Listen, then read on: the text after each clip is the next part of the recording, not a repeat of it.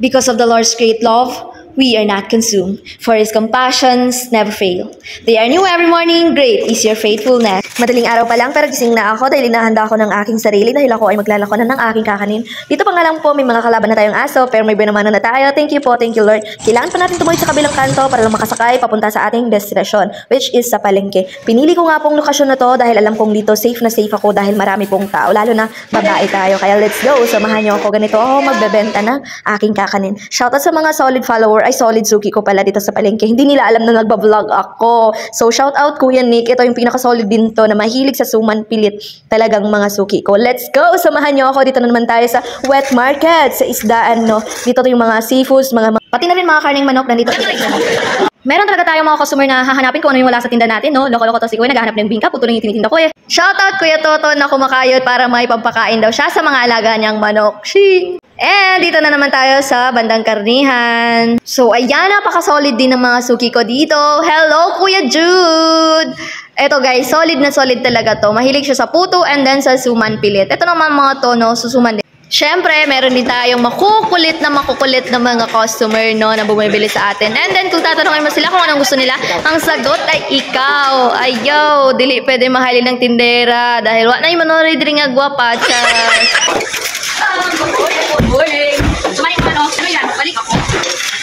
Hindi lang produkto yung dala natin, kundi pati na yung mahabang pasensya dahil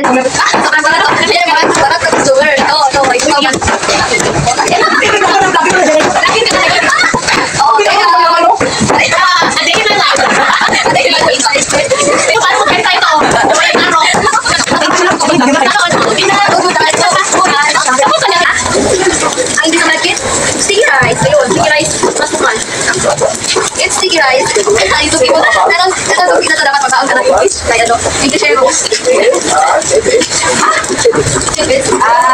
Nice one, nice one.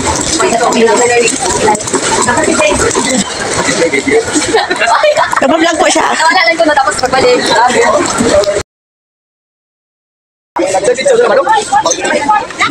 wait, let's have a break. Magkakape muna tayo dito saglit. Okay, so kami akong suman. Astang lami, ay. Ano, ulog na yun ng itlog. Suman dud guys, oh. Pilit dud na kayo. Pilit siya. Astang pilita. Magkakape, kailangan na natin mag-continue sa atin. Kasi mag-ilupak sagit ka. Or ano, suman pilit na ako. Suman? Ay, kuman naman sa palengke. Kuman na dream. Ito na punta sa Reyes o Galunan para mag-sold out ang atong paliga. Let's go! Oo. Aswete flavor yan. Oo, sa video. Ang naunang upload mo. Thank you. Dahil nasa Reyes na tayo, kailangan natin idodoble yung lakad natin para mabutan natin yung mga suki natin na nagkakape. Dahil kakanin nga. Niya na lang kata. Bisa kata. Alam kata. First come first serve.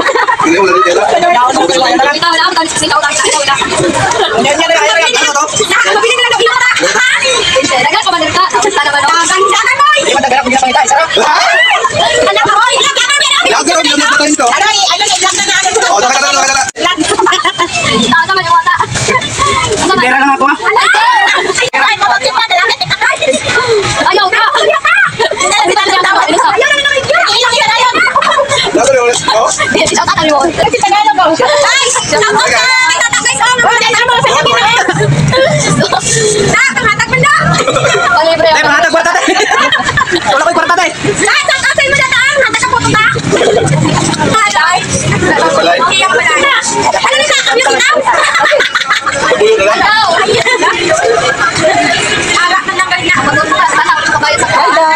Palit na to, inausap niya. Nag-level up na siya, kuya.